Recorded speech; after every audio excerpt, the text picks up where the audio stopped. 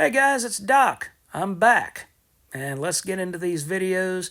Let's get into these reviews for these books that I picked up today. The first book that we're going to start with is going to be Green Lantern number 10 by Jeremy Adams and Xermanico. So let's get to it. All right.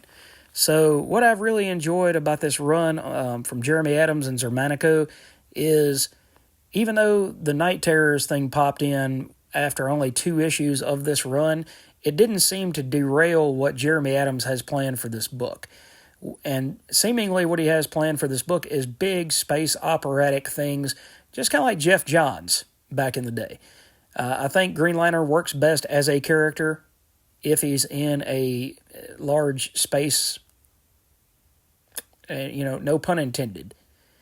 But Hal Jordan works best as a test pilot, and he works best as a human for Earth. The character of Green Lantern, the heart of Green Lantern as a concept, works best as a space cop or a space opera. And so, even though Hal is similar to the Silver Surfer, where his stories almost need to be cosmic to make that aspect of the character work, Hal himself is not a philosopher. He's not involved in all of those things. And when that happens, you get a little bit of humanity mixed in with that space cop. So, in this issue, it looks like Hal has finally broken free of Earth. He was trapped on Earth for the first few issues of this run, but he's free now, and he's found some other lanterns, and now they're trying to figure out what is going on. There's Kyle Rayner. They're trying to figure out what's going on with the United Planets and why people are getting kidnapped. It seems like people are getting tortured and dissected and worked on, and it's sort of a human story. It's really sort of a human story. But it says, they're on Oa, and there are all of these pods where the United Planets, who took over for the Guardians when the Guardians became non-existent, then they put all these people in these pods, and Hal is trying to find certain people so that he can question them about what's going on and why people are getting tortured and things like that. So at the beginning, his compatriots said, look, you can't use your ring. If you use your ring, you're going to bring down these people that the Guardians have working for us, working for them. And one touch from their staff will kill our rings. Then we'll be in worse shape because we can't recharge our rings. And, we'll be put in prison, and then we'll be, tested on. We'll be test subjects as well. But I really think the art in here shows exactly how much energy and just action, all-out action. This book is not meant to be like Spider-Man or Daredevil where it's a laugh a minute, but it is supposed to be action-oriented, even more so than Superman. Hal, with the emotional spectrum and Emerald Twilight and all of the stories that have come along, it's really somewhat bogged down the character in certain aspects, because that is not meant to be who Green Lantern is. Again, Hal is a fun-loving guy. He's full of energy. He gets excitement out of being a test pilot. That's where Green Lantern is supposed to go. It's almost like a popcorn flick at the movies during the summertime. So at the end, we run across these 3 new characters that look like lanterns. So it'll be interesting to see how things go from there. But with 99% of this story taking place, somewhere other than Earth, it's really cool to see how well Xermanico can imagine, with Jeremy Adams, all of this ancient alien technology and ancient halls and things like that, rather than just drawing earthly things. That's the other thing. I do like Silver Surfer, and I like Green Lantern because they both take you to different places and different worlds, and they let you explore the universe rather than being stuck in New York City or Hell's Kitchen or wherever. All right, so that was Green Lantern number 10. All right, what do we have next? This is one that came out a few weeks ago, but I just now got my hands on it. It's Morning Star by Mad Cave Press. And it's the first issue of a miniseries. I believe it's a miniseries. I don't think it's an ongoing. And it looks like it's by Andrew, Daniel, Finnegan, Wordy, and Birch. And the gentleman on the cover here is a firefighter. He works as a firefighter for the Park Service back in the 1950s. And so there's a massive brush fire that he and his co-workers, his other park rangers, are working to put out. So he's got one of his co-workers with him, and he's like, hey, if we can just make it over to the next hill, we'll be free. Not so much. The fire has spread worse than anything that they're used to seeing. And so he says, we're not going to give up. We've got to go. We got to keep going. And they run across one of their compatriots stuck kind of in the midair, and then they see these guys here, and they have, something has happened to them. Based on what the artwork looks like, it looks like they have kind of been frozen in a solid state. All of them together as one big, mass. And then his buddy falls out and starts dying, and the same thing happens to him. And then Gooden, who is our main protagonist there, the same thing happens to him and he dies. And so you've got his wife here, and her sister is trying to convince her to come back home. She says, what for? I'm happy here. And she said, no, your husband's family was here. Your family's not here. Your family's in Montana. The artwork is simplistic, but it's really cool at the same time. Like, you see this panel up here, and you've got, you can clearly tell that that's an SUV, a Jeep of some kind from the 50s and 60s, maybe an old Suburban, perhaps. But, you got your white picket fence, and so it can be simplistic when it needs to be and telling a straightforward story. But there are some details that are, put along the way. So you've got Gooden's wife and daughter, and then the son, Charlie. And they're going to make a trip out to the park to kind of spread his ashes and let themselves go and move forward from this. So it's the Garretts is actually their last name, not Gooden. So I got that confused. But it's the Garretts. And so the park ranger introduces them and says, you're welcome to stay right here. And his son wakes up later that night. He says, what are you doing here? And I'm not going to spoil it for you, but it's a character that you wouldn't expect to see. So I picked this book up because I read the synopsis of it online, and it seems to be an interesting thing where she wants closure. The mother wants closure and to be able to move on from their lives, and they're at Morning Star Outlook. So that's why the name of the book is Morning Star. And she's come with her family to come really say goodbye to her husband and get closure and move the family forward. But at the same time, it seems to be almost an X-Files type of thing where you don't really know if there's aliens, you don't know what's going on. So like I said, I'm not spoiling the last page of that. I told you I'm going to try to do these a little bit differently from here on out. So I was intrigued. I was intrigued enough to come back for issue 2. If issue 2 comes out next month, I will definitely be back, and I'll give it the first 3 or 4 issues and see if it's got that emotional beat. Like I said, being in the psych field, I really enjoy stories that have more so emotional gut punches than straight superheroics. I love Spider-Man. He's my favorite character.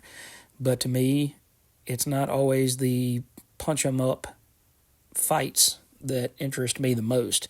Instead, I thoroughly enjoy Peter Parker and his life and the things that he goes through to make sure that his aunt's taken care of and that everybody's okay. So let's see how this progresses, and we'll go through this together, and hopefully the next issue will come out next month, and we can continue on with Morning Star. All right, I got to keep moving on. Amazing Spider-Man 47, with a wonderful cover by John Romita Jr. This brings back Chasm and Hallows Eve into the pages of Amazing Spider-Man. It also brings the character of Shay, who has been working with Aunt Anna over at Ravencroft, as a possible love interest. Todd Nauck, in my opinion, has gotten much better in the past 15 to 20 years since I first encountered him. Everything seems to flow better art-wise. All of his characters, you know, they have life to their panels. They're not static is the word I'm looking for. Because a lot of Todd Nauck's headshot covers that he's done, the character just looks kind of static. It has a little bit of life to it, but not, you know, it's not popping off the page. But here comes the old Parker luck as usual, so he has to run off. Forgets to pay the check, so I'm not so sure he's going to get a second date. And Betty Brant is the one that has called him, so that's why he's running off.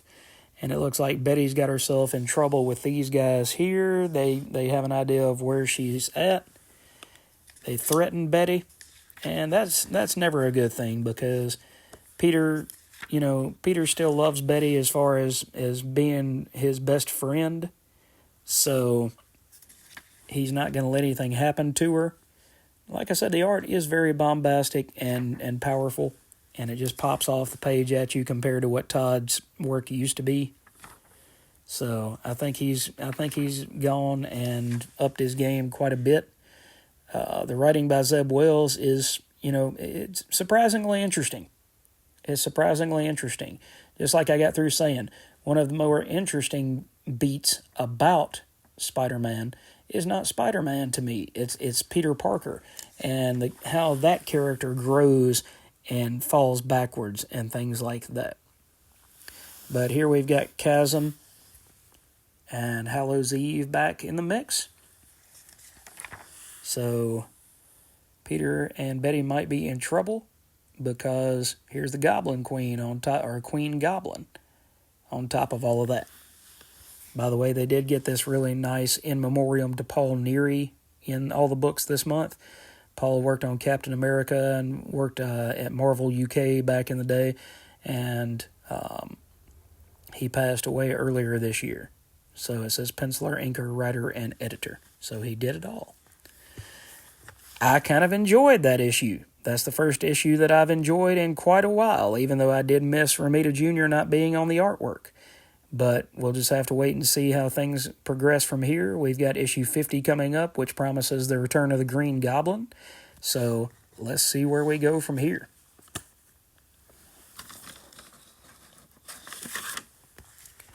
All right, Ultimate X-Men number 2. A lot of people didn't like Ultimate X-Men number 1 because it was not what they thought it was going to be. It's not what they thought an X-Men book should be. Instead, it looks like it's going to be a character study of the main character,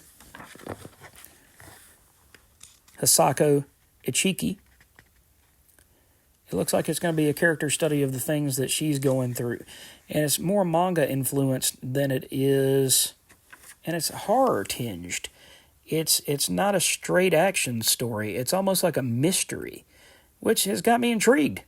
I just got through saying that I like the classic characters in the X-Men 97 animated series, but this is a different approach to building an X-Men team.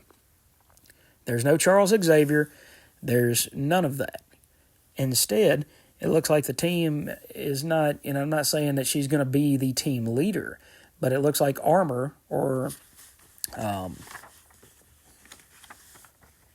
Hisako is going to be the main character of this book.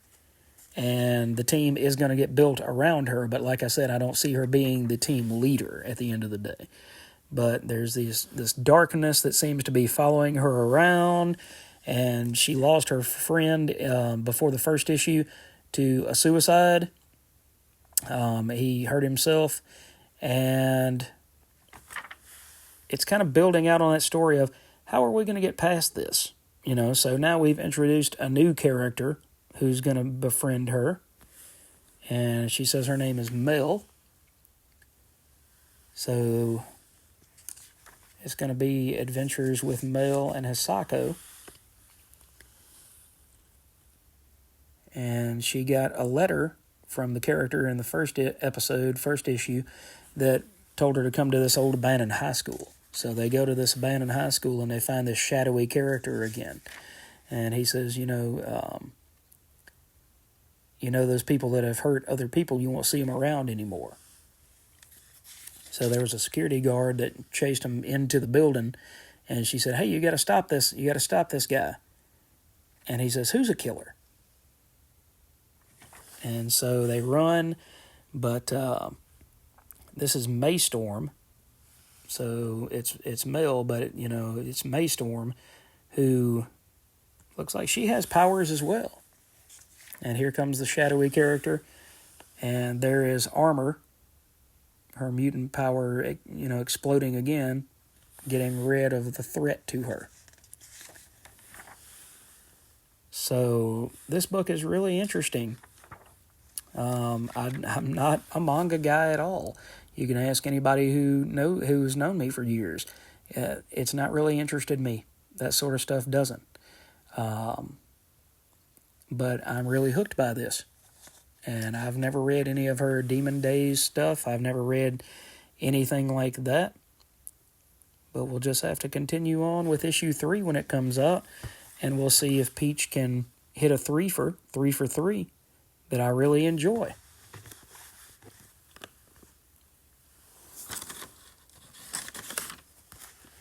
All right, Phantom Road with issue 10. And the solicit said that they hit kind of a roadblock that they don't know that they're going to get past in this issue. And I saw that, and I really enjoy the artwork in this issue. Gabriel Walta is knocking it out of the park. And this Agent Weaver here, who's the female, has kind of taken Donnie, the cop, underneath her wing. And one of the other agents comes and says, you're off the case, you need to go. And she says, okay, well, let Donnie take me back to my hotel room, and I'll go pack my stuff, and I'll get the heck out of here. And he says, yeah, we're not really going back to get your stuff, are we? And she said, nope, we're not. So then we go back to Dom and Bertie, and they're on their journey here, trying to carry this little creature to wherever it is that he's supposed to go. And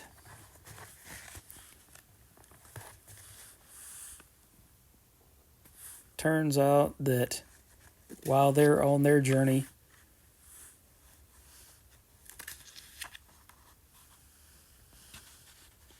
they run across this character here with the hood. And Dom says, who are you? Answer me. And he says, I just want that back. I'm talking about the little character here. So then you have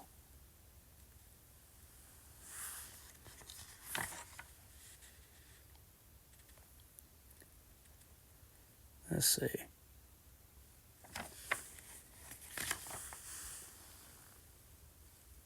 Billy Bear 1.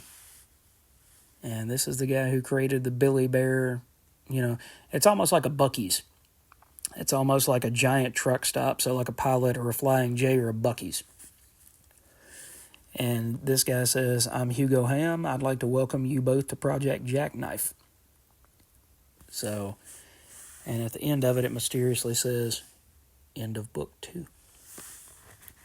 So, maybe next issue, we'll start to find out more about Project Jackknife, more about Agent Weaver, more about how this Billy Bear character and series of gas stations all ties into what Dom and Birdie are transporting, the little character that they're transporting.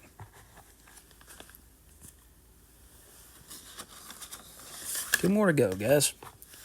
All right, we've got Transformers number 7 here with Starscream versus Soundwave. And all I'm really going to say about this is I heard Rockin' Robbie talk about it yesterday, and he just said this was awesome. And that's all he could repeat was, this is awesome. So I'm going to say Soundwave versus Starscream. It's not the victor that you think it's going to be. Jorge Corona has come on as the new artist of this title and is absolutely knocking it out of the park. He picked up exactly where Daniel Warren Johnson left off. I'm hoping that Daniel Warren Johnson comes back for, say, issue 13 through 18 or something like that. But, hey, if he doesn't, we still got 6 really great issues, and I think Jorge Corona is going to fill in just fine. So, like I said, I'm not even going to open any of the pages of the book. I think I will let you check it out on your own. But Daniel Warren Johnson writing and Jorge Corona with Mike Spicer doing colors, A++. Cannot say anything else about it. A++ on that book. And here we have the penultimate issue of Beneath the Trees Where Nobody Sees. Samantha is on the run from the authorities, and she kind of has to go into the wilderness to try to find herself, to try to discover who she is and why she does the things that she does. And she's getting chased by the cops, and so she has to go off-road. And she just kind of feels like, I don't know where this is, but I have a feeling this is where I'm supposed to be. So it says you don't want to enter, but you need to. So this is a story about growth for Samantha. And she finds out who she really is, why she is the way she is, and then she realizes, I've got to go back. A lot of people have turned off to this story because it looks like anthropomorphic animals, and it doesn't seem like it would be anything more than just a kid's story, but I assure you it's a lot deeper than that, and it's got a lot more levels to go than you would ever think. So if you like murder mysteries, if you like whodunits, there's only one more issue, so you might want to wait for the trade on this, because I don't know if you can get all of the back issues or not. But she goes back to town and starts putting things together for the final comeuppance between herself and the other main character in the book. So this is written by Patrick Horvath, and art is by Patrick Horvath, with letters by Otsmane Elhau. It's a really, really good book. I'm gonna have to say, if Transformers is an A++, this is definitely an A+. I really thoroughly enjoy this title. I'm glad I jumped on it, and I hate to see it go after one more issue. So let's see here, guys. All right, so Doc is back for just a minute. Thanks for coming to the video and sharing your time with me. I greatly appreciate it. What did you guys pick up? What did you read this week? What are you on the fence about? And if you're reading the same stuff I'm reading, what do you think about it? Are you about to drop any titles? Do you have anything on the cutting room floor? So let's talk about it down in the comments below. Make sure to like and subscribe to the channel. I've got some more videos coming later today and later this week. So hopefully you enjoyed this, and we'll see you next time.